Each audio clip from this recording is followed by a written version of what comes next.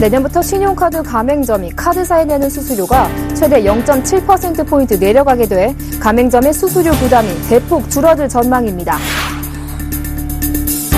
금호아시아나의 계열사 부당 지원 의혹에 대해 공정거래위원회가 예외 규정을 내세워 무혐의 처분을 내리자 일각에서는 공정위의 금호그룹 봐주기식 조사라는 지적이 나오고 있습니다. 롯데쇼핑이 42개 백화점의 무기계약 직원들을 용역업체 소속으로 바꾸고 있습니다.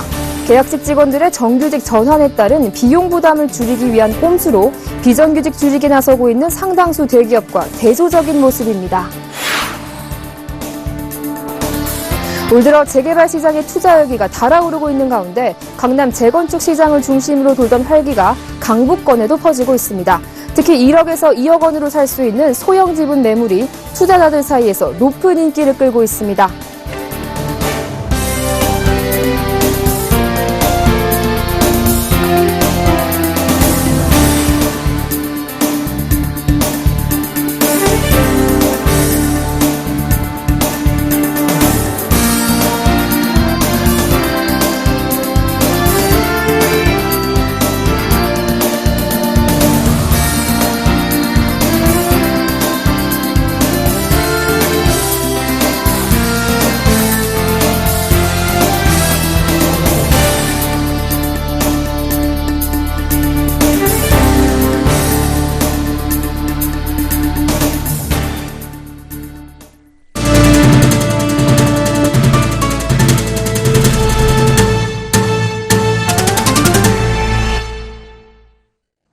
여러분 안녕하십니까? 11월 2일 생경제 현장 오늘의 주요 뉴스입니다.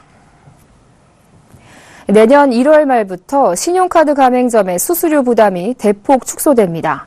영세 중소자영업자들은 큰 혜택을 보게 될 전망이지만 막대한 수익 감소가 예상되는 카드 업체들은 비상에 걸렸습니다. 정훈규 기자입니다. 내년 1월 말부터 신용카드 가맹점이 카드회사에 내는 수수료가 최고 0.7%포인트 내려갑니다. 금융위원회와 새누리당은 오늘 당정 협의를 통해 이런 내용의 신용카드 가맹점 수수료 인하 방안을 확정했습니다.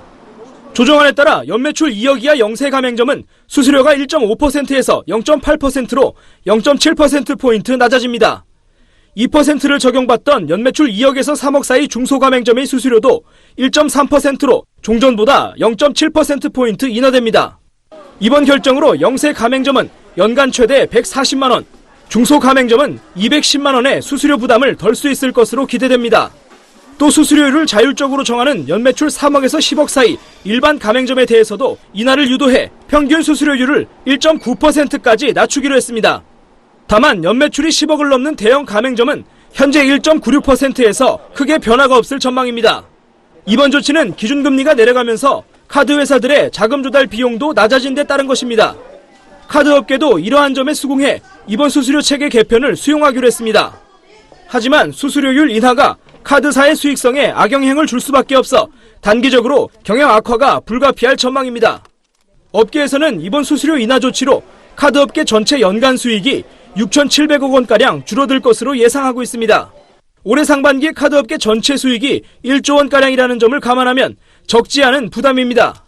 금융위는 카드사의 부담을 완화할 수 있도록 5만 원 이하 무서명 거래의 활성화와 현재 5년인 부가서비스 의무 유지 기간 단축 등 원가 절감을 가져올 수 있는 당근책을 병행해 추진할 계획입니다. 이 때문에 일각에서는 수수료 수입 감소분을 상쇄하기 위해 신용카드 사용자에게 주어졌던 각종 혜택들이 줄어들 것이란 관측도 나오고 있습니다. 서울경제TV 정훈규입니다. SK텔레콤이 오늘 이사회를 열어 케이블TV 1위 사업자인 CJ 헬로비전을 인수하기로 의결했습니다. SK텔레콤은 CJ 헬로비전 지분 취득 후 종속회사인 SK브로드밴드와 합병해 차세대 미디어 플랫폼 사업자로서 기반을 확보한다는 계획입니다. SK텔레콤은 CJ 오쇼핑이 보유한 CJ 헬로비전 지분 30%를 5천억 원에 인수하고 나머지 지분에 대해서는 향후 양사 간 콜옵션과 풋옵션 행사를 통해 인수할 수 있도록 했습니다. CJ 헬로비전과 SK 브로드밴드의 합병 비율은 약 1대 0.476이며 합병 법인에 대한 SK텔레콤의 지분율은 75.3%, CJ 오쇼핑의 지분율은 8.4%가 됩니다.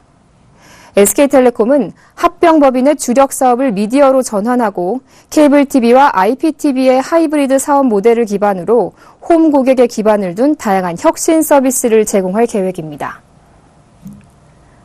공정거래위원회가 워크아웃 계열사 부당 지원 의혹을 받고 있는 금호아시아나에 대해 무혐의 처분을 내렸습니다. 일각에서는 금호아시아나그룹 봐주기 논란이 제기되고 있습니다. 김혜영 기자입니다. 공정위가 지난 30일 금호아시아나그룹이 금호산업과 금호타이어의 부도를 막고자 계열사를 동원해 기업어음을 사들였다는 의혹에 대한 조사 결과를 전원회의에 상정해 무혐의 처분 내린 것으로 알려졌습니다. 금호아시아나그룹은 금호타이어와 금호산업의 워크아웃 신청을 결정한 2009년 12월 30일 이후 이들이 발행한 CP를 당시 계열사인 대한통운에 매입하도록 지시해 부도를 막았다는 의혹을 받아왔습니다. 당시 대한통운이 사들인 CP 규모는 1,200억 원 수준으로 계열사 전체로 보면 4천억 원이 넘는 것으로 알려졌습니다. 공정거래법은 계열사로 하여금 다른 회사의 유가증권을 제공하거나 이를 유리한 조건으로 거래하는 행위를 금지하고 있습니다. 그러나 공정위는 기업의 구조조정을 위해 손실부담이 불가피한 경우 무혐의 처분할 수 있다는 예외 규정을 들어 금호아시아나에 대한 무혐의 결정을 내렸습니다. 공정위는 금호아시아나 측의 당시 그룹 전체의 유동성 위기를 막기 위해 각 계열사에서 합리적인 경영 판단하에 단기자금 운용을 마련하고자 적법한 절차에 따라 CP를 매입했다라는 주장을 받아들였습니다. 결국 그룹 전체의 유동성 위기를 막기 위해 손해를 감수하면서까지 CP를 매입한 것인지 시장 가격보다 높게 매입한 것은 아닌지 등의 의혹을 뒤로 한 채 혐의 없음으로 결론 내렸습니다. 공정위의 이번 결정으로 금호아시아나그룹은 계열사 부당지원 혐의와 진행 중인 민형사 사건에서 자유롭게 됐습니다.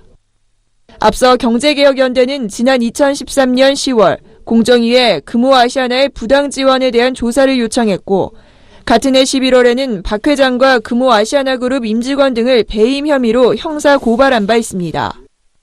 공정위는 2014년 4월 시민단체 등의 제보에 따라 조사에 착수했지만 지난해 말로 형사처벌을 할 수 있는 공소시효가 만료되도록 판단을 유도한 데 이어 이번 최종 심의에서도 이례적으로 예외 규정을 들어 무혐의 처분을 내렸습니다. 공정위는 예외 규정까지 들어가며 금호아시아나그룹에 면죄부를 줬다는 비난의 목소리를 피하기 어려울 것으로 보입니다. 공정거래위원회가 자신에게 주어진 경제검찰이라는 역할을 소극적으로 수행한다, 이런 비판은 계속되어 왔거든요. 무혐의 결정이 났다고 하니까 전체적인 어떤 공정위의 처분의 경향성, 이 정도는 제가 말씀드릴 수 있을 것 같고. 경제개혁연대는 무혐의 처분에 대해 수긍할 수 없다며 입장이 정리되는 대로 공식 대응에 나서기로 했다고 밝혔습니다. 서울경제TV 김혜영입니다. 지난달 국내 완성차 업체들이 개별 소비세 인하와 신차 효과 등에 힘입어 내수시장에서 지난해 대비 큰 폭의 판매 증가를 보였습니다. 10월 국내 완성차 5개사의 내수 판매는 14만 대를 넘어 지난해 같은 달보다 20.3%나 증가했습니다. 업체별로는 현대자동차가 16.7% 증가한 6만 7,807대를 팔았습니다. 현대차의 아반떼와 소나타는 올해 들어 단일 모델로는 처음으로 월 10,000대 판매를 넘어서며 실적을 견인했습니다. 기아 자동차 역시 10월 국내에서 지난해보다 25.9% 늘어난 국내 42만 4천여 대를 판매했습니다. 지난 9월 출시된 신형 스포티지는 지난달에만 7,000대 이상 팔리며 월간 최다 판매 실적을 기록했습니다. 한국GM은 신형 스파크와 임팔라 등을 앞세워 14,000여 대를 팔아 창사 이래 10월 중 최고 내수 실적을 냈습니다. 쌍용차의 지난달 내수 판매는 지난해 같은 달보다 83.5%나 증가했습니다. 르노 삼성은 지난달 내수에서 7,000여 대를 팔아 국내 완성차 업체 중 유일하게 10월 판매량이 지난해보다 줄었지만 전월과 비교하면 6.2% 증가했습니다. 롯데쇼핑이 정규직 전환에 따른 비용 부담을 피하기 위해 최근 계산과 안내파트에서 일하는 계약직 직원들을 무더기로 용역업체에 떠넘긴 것으로 드러났습니다. 롯데 측은 파견업체에서는 정규직으로 근무하기 때문에 오히려 처우가 좋아졌다는 주장만 되풀이하고 있습니다. 한지희 기자가 취재했습니다. 국내 유통업계 1위로 꼽히는 롯데쇼핑. 최근 마트, 백화점 등 각 사업 분야 2,000명에 해당하는 본사 소속 직원들이 용역업체 신분으로 바뀌었습니다. 이 중 백화점은 50개 점포 가운데 42곳의 계산원 직원들이 용역업체에서 근무하고 있습니다. 본사 소속 계약직 직원들은 보통 근무 기간이 2년이 넘을 경우 정규직과 처우가 비슷한 무기계약직이 됩니다. 그런데 사실상 정규직에 해당하는 직원들마저 모두 소속이 바뀐 겁니다. 롯데쇼핑의 이 같은 조치로 롯데 직원에서 하루아침에 협력업체 직원이 된 사람들은 근무 환경은 나빠졌고 고용 상태도 불안한 상황에 놓였다고 하소연하고 있습니다. 롯데는 본사 소속으로 일할 때는 계약직이었지만 용역업체에서는 정규직이기 때문에 문제가 없다는 입장입니다. 그러나 확인 결과 롯데 측 주장과 달리 용역업체에서도 비정규직으로 근무하고 있었습니다. 비정규직입니다. 용역회사에서 일하고 있습니다. 혹시 아웃소싱 업체에선 정규직으로 근무하고 계세요? 아니요. 제가 실장님이랑 얘기도 없이 이렇게 얘기를 해도 되는 건지 모르겠어서. 이에 대해 롯데는 용역업체의 전문성이 직원을 효율적으로 관리하기 좋을 것이라고 판단해 이런 결정을 내렸다는 변명만 늘어놓았습니다. 또 해당 직원들이 용역업체로의 전환을 동의했기 때문에 이 같은 결정을 내렸다고 덧붙였습니다. 하지만 노동계는 롯데쇼핑의 용역회사 직원 전환은 인건비를 줄이기 위한 꼼수라는 해석입니다. 처우 개선이 좋아졌다는 말 자체가 좀 오해가 있는 게 롯데에서의 업무를 계속 수행하고 있는 분들인 거고 이 사람들이 이 용역 계약 자체가 이제 롯데와 그 업체 간의 계약 관계에 따라서 이분들의 노동 환경은 변할 수밖에 없는 상황인 건데 언제든지 그 계약 관계에서 잘릴 수 있는 상황에 처해지는 것을 두고 그 파견 업체의 정규직이기 때문에 처우가 좋았다고 얘기하는 건 굉장히 말이 안 되는 거죠. 현재 롯데쇼핑 전체 근무 인원 3만여 명 중 40%에 해당하는 12,000명이 용역업체 소속으로 근무하고 있습니다. 얼마 전 롯데는 실습사원인 인턴까지 정규직 인원에 포함해 고용 창출 계획을 발표한 바 있습니다. 정규직 숫자 늘리기에만 급급한 롯데. 정작 내부 직원들의 목소리는 무시한 채 엇박자 행보만 보이고 있습니다. 서울경제TV 한지입니다. 3분기 실적 발표 기간이 중반부를 넘어선 가운데 대형 상장사 두 곳 중 한 곳꼴로 깜짝 실적과 실적 충격을 보였습니다. FN가이드에 따르면 지난달 30일까지 증권사 3곳 이상의 실적 추정치가 존재하는 대형 상장사 가운데 78곳이 실적을 발표했습니다. 이 중 실제 발표된 3분기 영업이익이 시장 전망치와 플러스 마이너스 10% 이상의 괴리율을 보이는 곳은 37곳으로 나타났습니다. 전망치의 10% 이상 미달하며 어닝 쇼크를 기록한 기업은 삼성 엔지니어링과 현대중공업 등 총 18곳입니다. 시장 전망치를 10% 이상 웃돈 어닝 서프라이즈 기업은 한화테크인과 삼성전자 등 총 19곳입니다. 대형 상장사 절반이 쇼크 혹은 서프라이즈로 인식되는 실적을 기록한 셈입니다. 부정확한 실적 추정으로 투자자들의 혼란만 가중되고 있다는 지적도 나오고 있습니다. 증권사들은 삼성전자의 성장 둔화 등을 우려하며 보수적인 전망치를 제시했지만 실제 발표된 3분기 영업이익은 7조 3,934억 원에 달했습니다. 조선과 건설 등 일부 수주업종의 불투명한 회계 처리 방식도 시장의 혼란을 키우는 요인으로 지적됐습니다. 이들 업종은 장기간 공사를 진행하는 특성상 한꺼번에 손실을 반영하는 관행이 있습니다. 실제 이번에 어닝 쇼크를 기록한 기업 대부분이 조선, 건설업에 쏠려 있습니다. 내년부터 주식시장에서 투자자가 실수로 매매 주문을 넣어 거래가 체결될 경우 대량 거래에 한해 구제를 받게 됩니다. 금융위원회와 한국거래소에 따르면 유가증권시장과 코스닥 시장에 대량 투자자 차고거래 구제 제도를 도입하는 거래소 업무규정 개정안이 지난달 28일 증권선물위원회를 통과했습니다. 대량 투자자 차고거래 구제 제도는 지난해 파생상품 시장에 처음 도입됐습니다. 투자자의 실수로 본래 의사와 다르게 거래가 성사됐을 때 거래소가 직권으로 사후 구제에 나설 수 있습니다. 단 예상 손실액이 100억 원 이상이어야 하고 차고거래 발생 시점부터 30분 안에 구제 신청을 해야 하는 등 몇 가지 요건을 충족해야 합니다. 금융위와 거래소는 현재 파생상품 시장의 업무 규정을 토대로 현물 주식시장 구제 제도의 세부 요건을 마련하고 있으며 내년 상반기 중 제도를 시행할 계획입니다.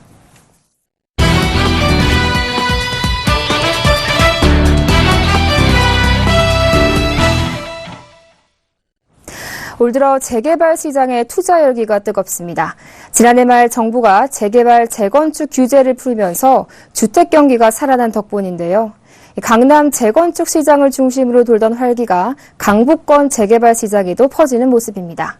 단 투자자 입장에서는 신중한 옥석 가리기가 필요하다고 하는데요. 양한나 기자와 함께 자세히 알아보겠습니다. 안녕하세요. 네, 안녕하세요. 요즘 이 강북권 재개발 시장이 활기를 보이고 있다면서요? 네, 강남 지역은 가격에 대한 부담이 있어 강북 재개발 시장으로 눈을 돌리는 분위기입니다. 강북 재개발 지역의 지분가가 오르고 매물이 부족한 현상이 나타나 이를 두고 강북권 재개발이 활기를 띈다는 시각들이 있습니다. 실제 성동구 성수 1구역의 안팎 지분값은 지난해 말보다 3.3제곱미터당 500만 원에서 1,000만 원 정도까지 올라 4천만 원에서 4,500만 원을 호가한다고 합니다. 동대문구 이문 1구역에서 지난해 말 1억 원 선에 구입할 수 있던 지분 20제곱미터짜리 다세대 주택 가격은 현재 1억 2천만 원 정도입니다. 전세난을 틈타 빌라나 다세대를 지으려고 하는 인허가 수요가 많아 3.3제곱미터당 지분 단가가 오르거나 재개발 수요 덕분에 오르기도 하는 모습인데요. 지난해만 해도 급매물이 많았지만 올 들어 80% 이상 소진됐고 투자 문의는 꾸준한데 물건 자체가 별로 없는 상황이라는 게 인근 부동산 중개업소의 전언입니다. 네, 강북권의 이 재개발 시장이 최근 들어서 이렇게 인기를 끄는 이유는 뭐죠? 네, 전반적으로 주택시장의 분위기가 좋아진 것이 근본 원인입니다. 특히 최근 재개발 신규 분양시장이 달아오르면서 투자자들의 관심도 커지고 있습니다. 실제 강북 지역 사례를 살펴보면 지난 9월 대림산업이 옥수동에서 분양한 이편한 세상 옥수 파크힐스는 1순위 평균 57.4대 1의 청약 경쟁률을 보였는데 이는 올해 서울에서 분양된 아파트 중 최고 경쟁률입니다. 같은 달 동대문구 전농동에 나온 동대문 롯데캐슬 노블레스도 평균 5.2대 1을 기록했습니다. 네, 특히 또 소형 매물이 인기라고 하던데요. 네, 우선 소형 매물은 가격이 상대적으로 저렴해서 인기입니다. 또 은행 대출을 받으면 1억에서 2억 원 정도 수준에서 투자할 수 있는 곳들이 많습니다. 그리고 요즘 신규 분양 시장의 93%가 중소형인데요.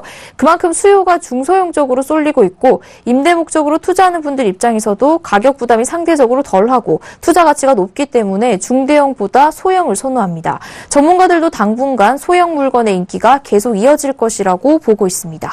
네, 투자자의 입장에서는 솔깃할 것 같은데 주의를 기할 필요가 있다고 하죠. 네, 그렇습니다. 강북 재개발 지역은 너도 나도 주변 건축 호황을 틈타 분양가가 단기간에 크게 높아져 차후에 부담 요소로 작용할 수 있습니다. 실제 추가 분담금에 대한 부담으로 강북 재개발을 청산하는 사람도 많다고 합니다. 따라서 무엇보다 옥석 고르기가 중요한 시점인데요. 대지 지분이 크거나 도로변에 있는 이유로 감정평가 금액이 많이 나올 주택을 구입하는 게 좋습니다. 사업 초기 단계인 곳은 지분값이 비교적 싼 편이지만 사업이 언제 본궤도에 오를지 모르기 때문에 투자 리스크가 큽니다. 이미 지분값이 크게 오른 일부 지역에 투자할 경우에는 수익성이 기대보다 떨어질 수 있다는 점도 고려해야 합니다. 네, 최근 활기를 띠고 있는 서울 재개발 시장에 대해서 보도국 양한나 기자와 함께했습니다. 오늘 말씀 잘 들었습니다. 고맙습니다. 네, 감사합니다.